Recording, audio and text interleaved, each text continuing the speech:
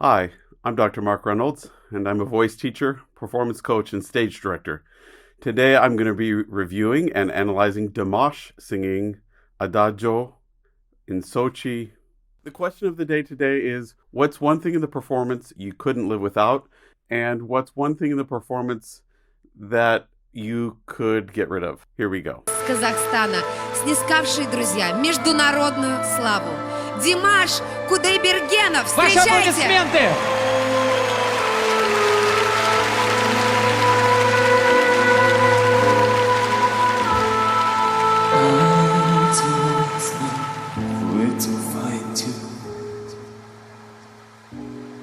I don't know how to reach you.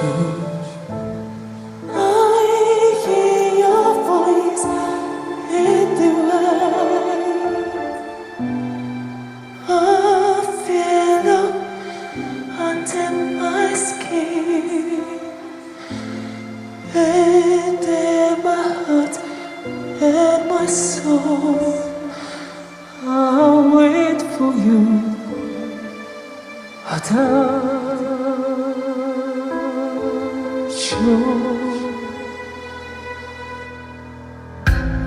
I'll move this night without you. I'll walk my dreams without you.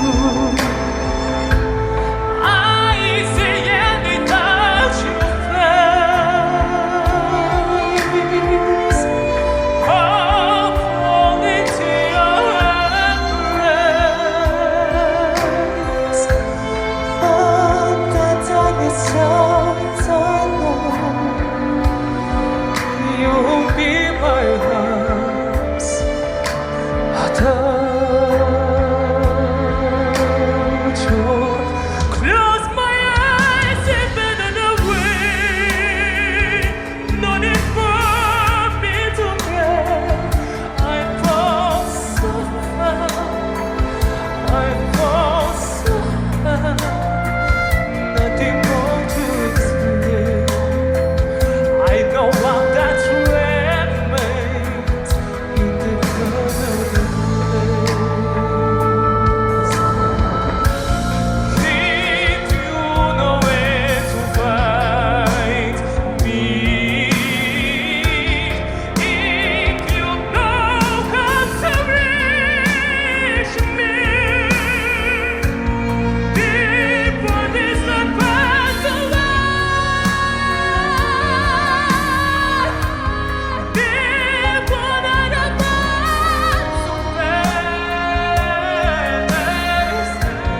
be the only thing to say that you in my heart, said to give me your love forever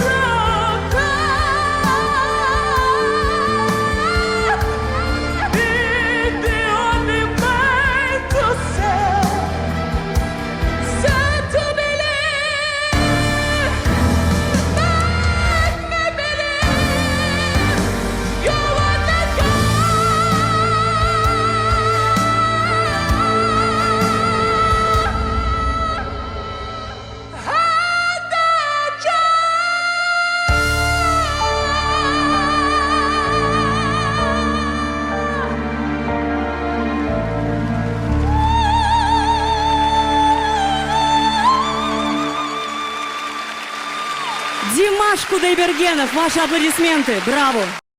Awesome. So cool. So many really awesome things going on.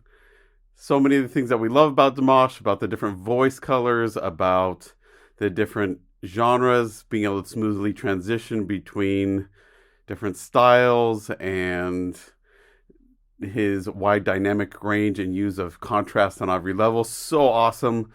Beautiful song. There are two things that I think we can learn from Dimash here in this video. Vocally, one of the things that I think we can learn here is that the core of what he's doing and the choices he's making are all about communication. He's not worried about, is he doing it right? Or is he doing what people are expecting?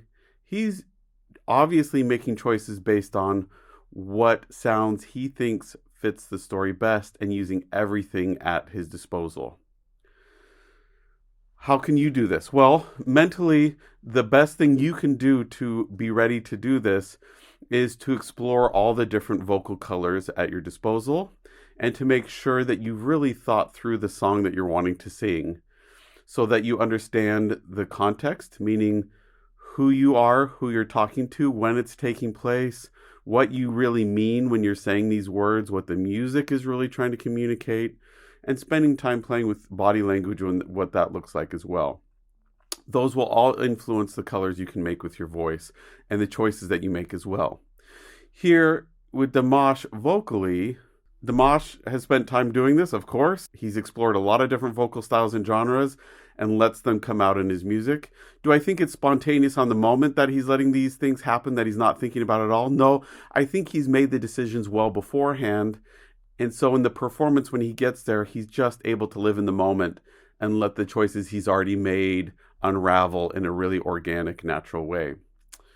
What's something else you can do to make these colors and shapes happen? Well, something practical you can do today is to try to imitate whoever you're listening to on the radio or whoever you're listening to on Spotify or YouTube or on the internet, is just to imitate and see what shapes and sounds your body makes when you're singing along with different singers.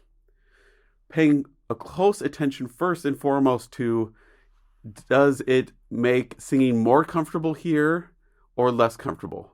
If it's more comfortable, there's something we want to learn and take there. If it makes it less comfortable and more tension-filled or more pressurized, then maybe we need to take a step back from that. But just by exploring all these different sounds and trying to imitate, it gives our body permission not to overanalyze and to explore these sounds that your body can make in its own unique way. Second thing I think we learned from Dimash here, performance-wise, is how to use levels. He isn't satisfied with just standing there and singing.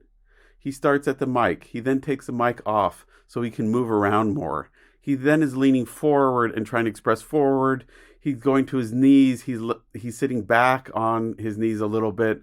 He's finding such a variety in levels without any sets and is able to accomplish such a variety of views with so little on stage. It keeps us intrigued and keeps our imagination in play. To the question of the day, what's one thing that you couldn't do without in this performance? What's one thing that you would be just fine if it disappeared or went away?